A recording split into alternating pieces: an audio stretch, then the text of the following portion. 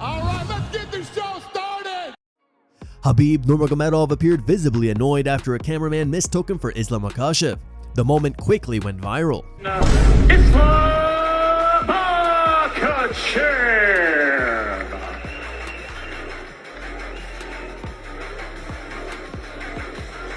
We'd also like to recommend and acknowledge Hall of Fame trainer. Send him 2-3 years Dagestan and forget.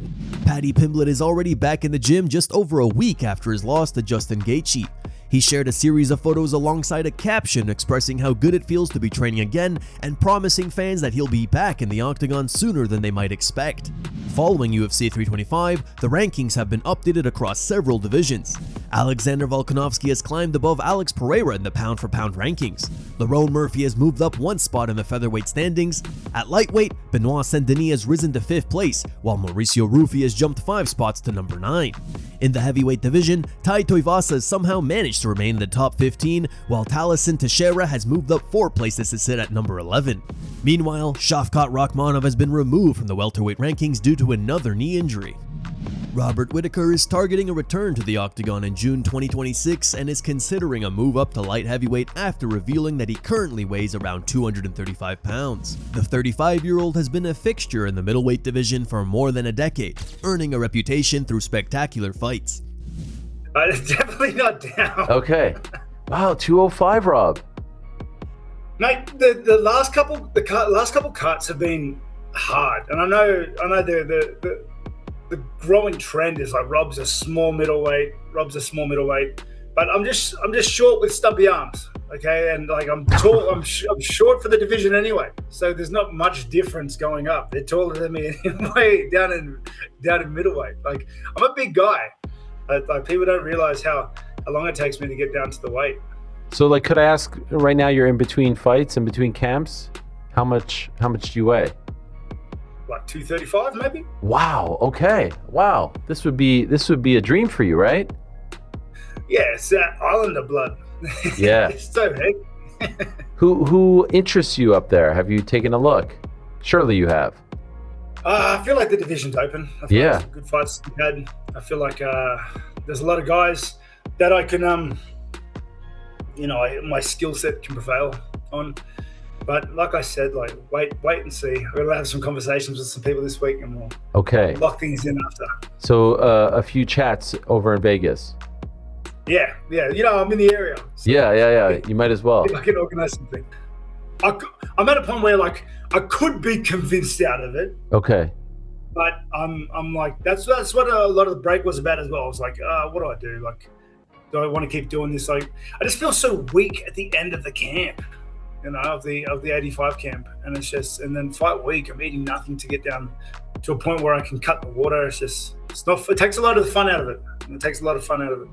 Sean O'Malley is one of the biggest stars in the UFC today and is widely regarded as one of the top strikers in the bantamweight division. He also has experience competing in professional boxing. In a recent video on his YouTube channel, O'Malley shared his thoughts on Zuffa boxing and addressed the possibility of competing there in the near future. Zuffa boxing, I'm so curious where this is going to go. I've been seeing all the promotions. I'm like, God, it's going to take them signing a superstar, like someone that's just captivating, someone you're like, I gotta watch him fight. People that were promoting for the main event next fight, and it's like, I don't know if that's it, but you can't question Dana. It has potential. I could see you going that route at some point. Me? I would love to transition and do a little bit of boxing, and I wouldn't even care if it's like a huge deal, like Sugar versus Gervonta. That would be sick. I would love to do that. I'm 1-0 boxing. Find me a 5-0 boxer. Find me a 1-0. Like, build me up slowly. Don't, like, I want to be paid, reasonably, but I'm, gotta pay me. I'm not gonna be, I want 5 million, I want 10 million. Just pay me a couple $100, 100 racks. Let me fight some guys, 3-0, 4-0 on Zuffa boxing. I would love to do that, and that'd be interesting. And I really feel like my style could transition. God, that'd be fun. UFC heavyweight contender Tai Tuivasa broke his social media silence following his 6th consecutive loss at UFC 325. In his statement, Tai made it clear that he has no intention of giving up and wants to continue fighting in the UFC. He also tagged Khamzat Chimaev and asked him for wrestling lessons. He wrote, "That hurts the soul more than any punches. I tried, I had a great camp, looking forward to getting back in camp with the boys. So much to work on. Always big love to my supporters, especially the Aussie fans / crowd always cheering me on. I'm sorry for falling short again. F***ing shit feeling, eh? My poor boy has watched me get at hiding a few too many times now. But just like I always tell him, as long as you give it all you have and keep trying, that's all that matters. As long as I'm doing this, I will always keep trying. Had a great week together, taking him and showing the things, didn't get the result, son, but this is how life goes sometimes. I hope I take all the losses for mine. Thanks to everyone that was involved and helped me during this camp and also during the time I had off. I love you all, and what yous do for me never goes unnoticed. My beautiful partner, thank you for looking after me and putting up with my shit. I love you. At Hamzat Chimaev, I'm coming to wrestle, brother. Teach me. I am sick of this cuddle shit. There's been a lot of talk about a potential fight between Islam Makhachev and Ilia Topuria, which would be one of the biggest matchups in UFC history. Speaking on his Death Row MMA podcast, Jorge Masvidal said that defeating Islam Makhachev would turn Ilia into a mythological figure in the MMA greatness. No one's ever won 3 belts. No one's ever done it, and as it stands, even right now, it's a very uphill battle for Ilia to go up to 170 and beat Makhachev. So if he does, you can't argue that he's not the Michael Jordan of it, that he's not above everybody. John Jones, GSP, like you got to just put him in his own category of greatness, and nobody can say nothing about him. You just got to sit there and be like, yep, he did it, and that's crazy. Because not only, let me say something. It's not only because I think a lot of times there's a lot of guys that are like 2-time UFC champion, and they fought both times with like interim belts, you know, and they truly didn't fight the best guy in the division. There's a big difference in that. You know, when you're fighting Volkanovski in his prime and you end him, when you're fighting Max Holloway in his prime and you end him, and then you go up and the guy waiting for you on the other side with the belt is Charles Oliveira, and you end him, it's like, damn, dude, who is this mythological figure? Now you're talking about he's gonna go to 170 and beat the #1 pound for pound guy in the whole sport that's been holding it down for like 4 or 5 years that I can think of. This guy's just crushing everybody. The biggest names that he gets crushes and just takes him into a black hole and submits him, you know. After his recent win over Arnold Allen at UFC 324, Jean Silva is clearly pushing toward a title fight with Alexander Volkanovski. On X, he shared a clip from a vlog in which Israel Adesanya says that Jean Silva versus Volkanovski is the fight to make. If John wins and Alex wins, that's the fight to make. And Mobsar and Lerone get mogged again. It is the game, though. It's horrible because Lerone should have definitely fought Alex this weekend or this coming weekend. Alexander Volkanovski later posted a vlog of his own where he addressed a potential matchup with Jean Silva. According to Volkanovski, Jean Silva is currently in no position to fight for the title. Obviously a bit of talk, you got Silva, obviously just probably, you know, trying to get his name out there.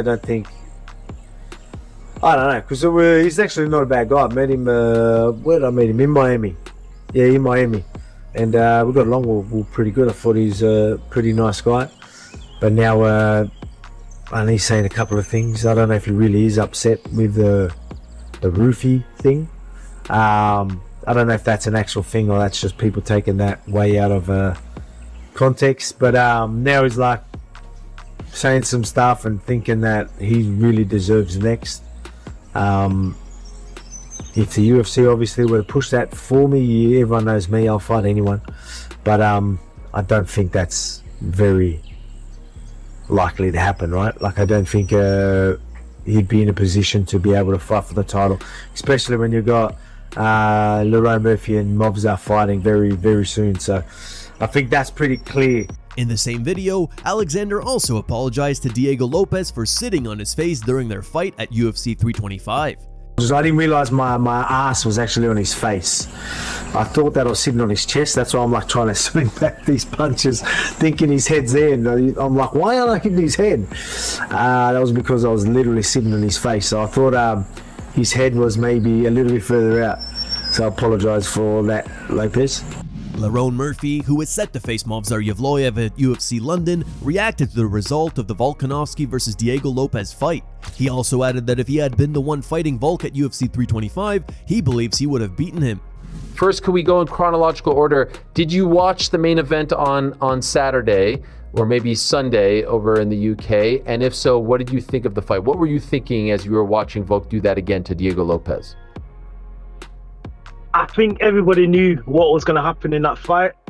Volk, to be fair, Diego made some adjustments. He looked better. He looked better, to be fair, but Volk's just got his number, and everybody knew that was going to happen. So Volk looked good as well. So, but it hurt watching that fight, thinking I should have been there in it. But we've got a new fight in our hands, so let's get it. I think if I was in there, I would have got the job done. That's no disrespect to Volk. Great fighter, obviously on top for a reason, but I just seen a lot of things in there that I would have been doing. With the UFC's new partnership with Paramount, fans are starting to wonder if fighter pay could finally see an increase. After the latest UFC event, estimated payouts were released, factoring in sponsorship money and performance bonuses. According to the Sportster, Alexander Volkanovski is expected to earn between $1.6 and $2.5 million. Diego Lopes's total payout is projected to fall between $600,000 and $900,000.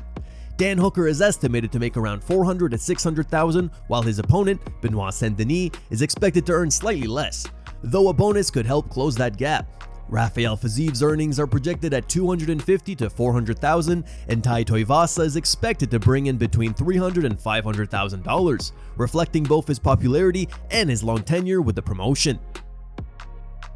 Here are the top 3 memes found on the internet.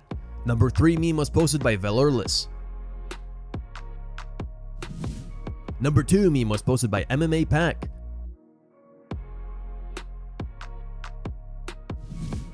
And number 1 meme was posted by Smash Talk.